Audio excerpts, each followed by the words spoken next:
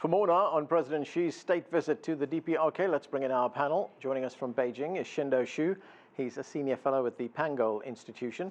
Here in the studio is Brian Becker. He's an analyst on U.S. DPRK relations and has traveled to the DPRK numerous times. Also with us is Jenny Town. She's a research analyst at the Stimson Center and managing editor of 38th North, a web journal that provides policy analysis on the DPRK. And from California, Bruce Bennett is a senior international defense researcher with the RAND Corporation. Thanks to all of you for being with us.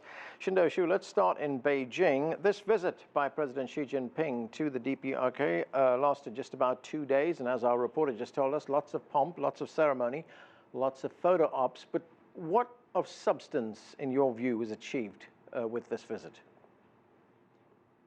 Well, from the Chinese perspective, the priority of a President Xi's visit is still about bilateral relationship. In the sense, restoration of this traditional friendship of these two countries to boost the confidence and deepen the relationship on the occasion of the 70th anniversary of the bilateral diplomatic ties, obviously. And of course, China at the same time wants to show it's ready to help to kickstart these stalled talks between North Korea and the United States. So the message, I think, is quite clear. That is, China is still pursuing. I also want to make sure that North Korea is still pursuing a nuclear-free peninsula, and also political talks is still the best way to solve the problem here. Brian, how would you characterize the relationship between China and the DPRK? Well, it's had ups and downs, no doubt. This, though, is a reaffirmation, I agree with the other guest, of a very deep, strong bilateral relationship, and I think marks something of a strategic reorientation on the part of China. Certainly we have, of course, the initiatives both by Kim Jong-un and Moon Jae-in to improve relations between North and South Korea, to possibly have a peace deal on the Korean Peninsula. That would be something very welcomed by the Chinese leadership. But it comes at the same time that the Chinese government is being targeted by the U.S. government, by the Trump administration, and it's not simply a trade war, it's not simply tariffs. It's deeper, it's more profound, it's the new national security strategy doctrine, preparing America for great power conflict. That means Russia and China. I think under these circumstances and in this context, this is an extremely important visit from the point of view of the improvement or restoration of bilateral relations between North Korea and China in the context of the current crisis or complex international situation that China finds itself in. And Brian, when you talk about a strategic reorientation on the part of China, how has that changed? Well, I think for the last years, the Chinese government sharing the United States government for denuclearization as a policy priority in North Korea and in the Korean Peninsula has basically agreed with the United States at the Security Council that there should be severe sanctions on the DPRK. These sanctions have taken a real bite on North Korea. Obviously, the Chinese leadership now would like to find a way to improve the DPRK's economic standing. Can that happen without the relief on sanctions? I don't think so. Of course, they share a big border together. If the Chinese leadership wants to help the DPRK bring itself out of economic isolation, improve its economic status, it certainly can do that. All right, let's bring in Bruce. Bruce, what did you make of the visit and the timing of the visit? I mean, it comes at a very crucial time. If we look at what's going on right now, there's this escalating trade war with the United States, between the United States and China. There's also the nuclear talks, which have stalled. So what do you make of the fact that it took place now? Well, I have a somewhat different perspective from the other guests. For me, China's key objective with regard to the Korean Peninsula is peace and stability. And the thing most disrupting stability on the peninsula right now is North Korean nuclear weapons. Kim Jong-un promised in last March that he was prepared to relinquish those weapons, to denuclearize, if he could get security guarantees. But instead, he's done no denuclearization. He's done some peace activities, some stabilization activities, but no denuclearization. Instead, he's increased the number of nuclear weapons. President Moon has told him he's got to do something on denuclearization. I think President Xi also told him to do that, though he wouldn't announce that publicly. Because, first of all, this is a time, I mean, it's been a year and a half almost. And secondly, you have these important meetings coming up next week with President Trump, where progress needs to be made. And it's not going to get made unless Kim Jong-un surrenders a nuclear weapon, closes a plant. He hasn't done any of that. Instead, he's been making more nuclear weapons. But Bruce, isn't it a question, I'll get you in a moment, Jenny, isn't it a question of who makes the first move? Because the DPRK has said, look, we look at a step-by-step process here. You do something and we do something. But the United States wants the DPRK to completely get rid of all its nuclear weapons before it does anything. I think the United States has said that position. If you go back to Hanoi, President Trump was prepared to do much less than that when he arrives in Hanoi. The preliminary agreement wasn't that much, but Kim insisted that he wanted much more. And so the president has pulled back from that and been very cautious.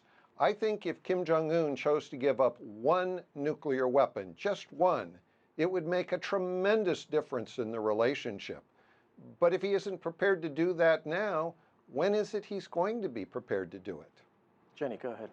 You know, I think I have a very different view of the situation. And if you look at the Singapore summit declaration that came out, the joint statement, North Korea never said it was going to relinquish its nuclear weapons. It said it was willing to work towards denuclearization. And the giving up of the nuclear weapons is sort of the end of the process. I think there's a lot that North Korea is willing to do that helps reduce risk, that helps cap the program, that helps work on, working towards denuclearization. But yeah, they want to do it in a phased way. They don't have a lot of trust in the United States. And I think we have a very different value proposition for what they are willing to do. So when North Korea put Yongbyon on the table, this is a facility that has hundreds of buildings in it. It has, the full fuel cycle is represented in the complex itself. Certainly it's not the entire fissile material production capability, but it's all the known facilities. And the North Koreans felt that this was a very big offer. And they put a lot of value on Yongbyon as sort of the heart of their nuclear weapons program. Unfortunately, the U.S. doesn't have that same value proposition. I think what we keep finding is that North Korea is not going to do anything unilaterally. There has to be an agreement in place, and so far we haven't figured out, we haven't come together on what that mutual value proposition really is in order to figure out where we even start in a process of denuclearization. I just want to say, Jenny's absolutely right on this. You look at the Singapore Summit declaration, point number one is to improve the relations between the U.S. and the DPRK. Second, to establish a peace regime so that the mechanism for peace is there. Only number three, do the two countries commit themselves to the process of denuclearization. So the Trump administration agreed to this in Singapore. What happened in Hanoi was not, as your other guest suggests, it's really midway through the negotiations, Donald Trump, maybe under the pressure of John Bolton, stepped back from that step-by-step approach and backed away from the commitment to peace on the Korean Peninsula and insisted, you must surrender all nuclear weapons first. And of course, that was something I think John Bolton knew well in advance that the North Koreans could never accept. Okay, Bruce, your response very quickly. Yeah, I think fundamentally, I'd go well before Singapore. I'd go to March, early March, when Kim Jong-un reportedly told the South Korean National Security Advisor that he was prepared to give up all of his nuclear weapons if he could get the security guarantees, which have been made several times since then. And then at Panmunjom, he agreed to fully implement all previous North-South agreements, including the 1992 denuclearization agreement, which says that the North and the South will have no nuclear weapons, no production capability, no uranium enrichment, no plutonium reprocessing. He's said he's going to zero. And I'm not arguing that he has to do everything right away, but he's got to do something, and he's got to stop building more. That's the opposite of what he said he would do. But that's really the point of negotiation. May I jump in? Okay. Yeah, go ahead, Shindo. I'll get to you, Danny. Yeah. Shindo, go ahead. Yeah, I think for North Korea, of course, the security consideration, for North Korea, like step-for-step approach is really about, from Chinese or Russians' point of view, probably that's For what North Korea has done so far, for example, there's no nuclear test over the past year. What about reduction of some of the sanctions to give them some encouragement to do more? I think there's a lack of trust and also lack of a specific roadmap for what North Korea should do for the next step and what U.S. should do probably for next step. And right now, the discussions between the two sides, as we said, have stalled. That is a problem probably. And North Korea, of course, they understand that there's no say security guarantee overnight to be achieved, and then they can give up all the nuclear weapons. That's just not realistic, right? Jenny? Yeah, I would just add that, that is the point of the negotiations, that yes, North Korea has to make moves on the technical side of the equation to start to work towards denuclearization, but that has to be negotiated. They're not going to do it unilaterally. And they're going to expect that there's concessions along the way that provide the type of incentives that not only keep them going, but also helps them justify going further down the road. And I think, one of the things that's really underestimated right now is that, domestically in North Korea, Kim Jong-un has also committed to a domestic agenda that's economy first.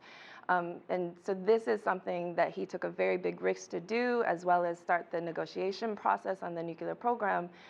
This is part of the reason that this meeting with Xi Jinping was so important to have in Pyongyang as well, is to sort of show some value as to why he's, to justify some of the moves that he's made.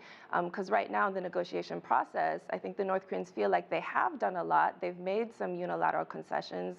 They've blown up Punggye-ri. They had tried to do, dismantle some of the stuff at Sohae above, before there's even a negotiation in place, an agreement in place, and yet they have very little to show for their actions. And so I think, they also need some ways to justify the risks that Kim Jong-un is taking to take this other path.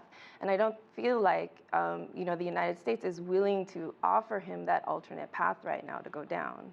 Bruce, isn't that a reasonable argument that the DPRK has done some things and well, as Jenny pointed out, what do they have to show for that?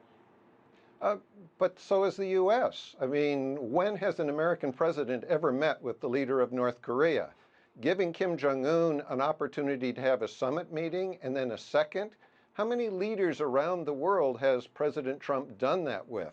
And how often has North Korea begged the United States for a summit meeting? In fact, in 2006, after the first nuclear test, Kim Jong-il threatened the U.S. with nuclear attack if it wouldn't make such a summit meeting. In addition, the U.S. gave up its exercises, or at least a significant part of them, downplayed many of them, which is what North Korea has been begging for 20 or more years. So the U.S. has given some confidence-building activities, as were the North Korean activities. What North Korea has done, though, is it hasn't done any reduction of nuclear weapons. Instead, it's built more. And that's got to be a real problem. Look at American polls. Right now, you've got about 3% of Americans saying they trust Kim Jong-un to denuclearize. It's not selling. And he's got to do something to illustrate that he is really trustworthy and sincere. I'm not trying to push him too hard and do everything, but do something. But when you just think about your words, for instance, the DPRK has unilaterally declared a moratorium on nuclear weapons tests, unilaterally declared a moratorium on intercontinental ballistic missile tests, shut down its main nuclear reactor. It's done all of these things, and in exchange, the United States has canceled a war exercise that simulates the destruction of their country, and in exchange, Donald Trump has been willing to meet face-to-face twice with Kim Jong-un. That doesn't seem reciprocal to me. What would seem reciprocal to me would be for the United States to take direct steps, concrete steps to relieve economic sanctions that are designed to prevent North Korean people from having food and medicine, that which is necessary to sustain civilian life. And that would be something concrete, and that would be something that would be humane, and that would be something that I think the North Koreans would listen to and react to in a very, very favorable way. John Bolton doesn't want Donald Trump to do this because John Bolton doesn't want peace to break out in the Korean Peninsula. And so Donald Trump is the victim of his own advisors who are sabotaging something he actually seemed to be committed to. So, Jenny, listening to this, both sides of this argument, it seems we kind of get to a position where we now understand why the talks are stalled. Right. Well, and if I could just add to that is not only has, yes, the U.S. has suspended the large-scale military exercises, U.S. and South Korea together, their joint military exercises, but at the same time, the U.S. has continued to impose new sanctions on North Korea through U.S. Treasury actions. It has continued, renewed the travel ban on U.S. citizens traveling to North Korea. It essentially cut off all humanitarian assistance at one point that is starting now to allow more and more to go to trickle back in and stuff. So if you're North Korea looking at this situation, again, you feel like you've done big steps. And yes, you had the meetings, and yes, you had one sort of concession, but at the same time, it's like one hand's feeding you and the other hand's still slapping you in the face. And that's not a new relationship, which was number one on the Singapore summit agenda, but that's actually the old relationship still prevailing. And I think there's a lot of questions as to whether or not the U.S. is really prepared to have a different relationship with North Korea. Shindo Shu, let's get back to President Xi's visit to the DPRK. We don't have many details on what was discussed there, but some accounts say that this meeting was arranged at pretty short notice and was aimed at giving President Xi some negotiating leverage in his upcoming talks with President Trump when they speak at the G20, on the sidelines of the G20 summit in Osaka, Japan. Do you believe that to be the case? Well, the presidency has received the invitation to visit North Korea many months ago, and it's really about the timing, of course. This year marks the 70th anniversary, so some point of this year. And I think, of course, as I said, one purpose, the priority is about bilateral relationship. And of course, secondly, presidency wants to play this role, wants to play a more active role, and seeing the stalled peace process in the Korean Peninsula. And before his meeting with President Trump, so this would be a good timing for him, basically to mention this topic and help restart probably upcoming a third summit between the two leaders. And Kim Jong-un has made it clear that they would love to take into the legitimate concern from the other side, and they are open to further talks. I think that's an important message. Presidency probably would carry the message to Trump and see what will happen next. Bruce, what kind of a role do you see China playing in undoing the current stalled talks, undoing the logjam, getting talks back on track? And do you think there is a recognition in the United States that, in a way, the road to denuclearization, the road to some kind of settlement with North Korea is via Beijing? I think that's an important point. I think Beijing is the one country that probably can leverage the North. President Moon has reportedly pushed Kim Jong-un to do some denuclearization on many occasions, and Kim Jong-un has said no. Kim is telling his senior elites through the party that they will never give up their nuclear weapons, and has done that on multiple occasions. There seems to be debate in North Korea, according to what 38 North has just published today, about whether or not they can actually give up any nuclear weapons, and they're building more. I think if Xi Jinping could get Kim again to give up one weapon, one out of probably 30 to 80 weapons that the North has, that's no big deal, and that opens up then the possibilities on the U.S. side. I think, quite consistent with what my colleagues are saying, that the U.S. should then be prepared to say, okay, if you do that, then we're prepared to start up the Kaesong industrial complex again, or to take other actions. But North Korea's also got to be careful because they keep violating the sanctions on a regular basis, showing they have no respect for international law and for the UN. And that makes it also difficult for an American president in the U.S. political environment to take such actions. Well, it's hard to make the case that the U.S. is the great guarantor of international law, given the conduct even in the recent days where the U.S. is apparently poised to carry out a war of aggression against Iran, carrying out military strikes. So I'm not really sure that's what's driving U.S. policy and motivating U.S. policymakers.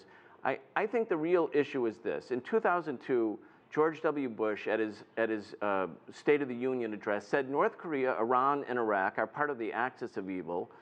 He was preparing, obviously, to invade Iraq. He did that. He destroyed the government. The head of state was executed.